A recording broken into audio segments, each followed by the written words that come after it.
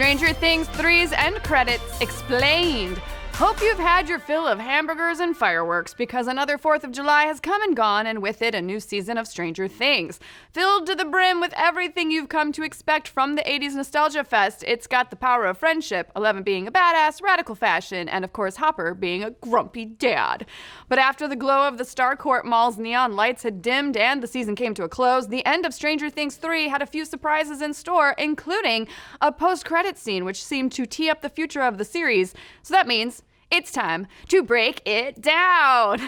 Why'd I do it like that? And then I didn't commit.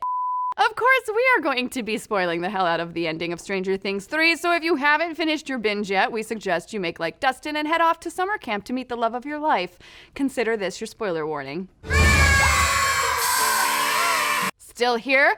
Tubular. Let's get into it. If you'll recall, at the end of the season finale, we see Joyce turning off the Russian machine, which was reopening the rift to the Upside Down and seemingly exploderating Hopper along with the rest of the Russians. And after an emotional ending that left the party breaking up with the Byers leaving Hawkins along with Eleven, we are treated to an end credit scene taking place at a Soviet base in Siberia. In it, a couple of Russian soldiers are seen walking through a gulag.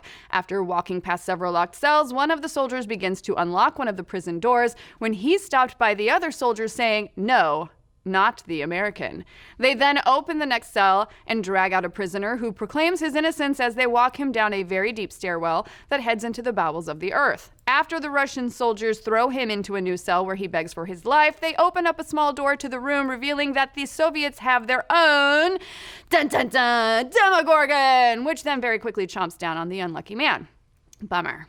So despite the discovery of the Russian secret Starcourt Mall base, I can't say that line without laughing. It seems they are still hard at work exploring the Upside Down. While that's important in and of itself, the "no, not the American" line here is the key.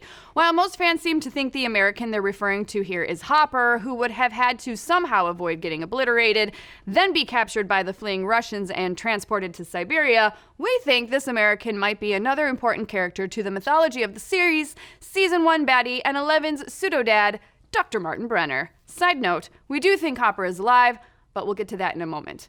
Now, the last time we saw Dr. Brenner, the non-illusion version, was way back in the end of Season 1, where he was attacked by the Demogorgon and presumably left for dead. But as we all know in sci-fi/pop culture, unless we see a dead body, and even then, that character isn't dead. In fact, we even find out in Season 2 that Brenner is still alive, or so a former agent with the Department of Energy claims. Of course, how would the Russians have captured or even found Brenner? Nerdist.com writer Michael Walsh posits that Brenner might have gone to work for them. In his article, he writes, America's greatest enemy, who would be enticed by his insight into an unimaginable power. The Russians' sudden knowledge of a secret evil dimension, along with their awareness of the exact coordinates of an unlikely place where a portal had previously been opened before, can easily be explained if a desperate Brenner turned to them after fleeing for his life in 1983. Another possibility is that the Russians have been in Hawkins and spying this entire time, monitoring all of what's been going on. We know that the Russians had spies on U.S. soil, and the Americans had exposed some of them, as revealed by Eleven when she was listening in on a Soviet agent with her psychic abilities. Now, after the Demogorgon attack at the school, it would have been very easy for Russian agents who had infiltrated the Department of Energy or had been monitoring communications in the area to quickly get to the school, abduct Brenner, and imprison him in a gulag in Russia to help create their own version of the rift. Whatever way he ended up in Russia, him being the American makes a lot of sense.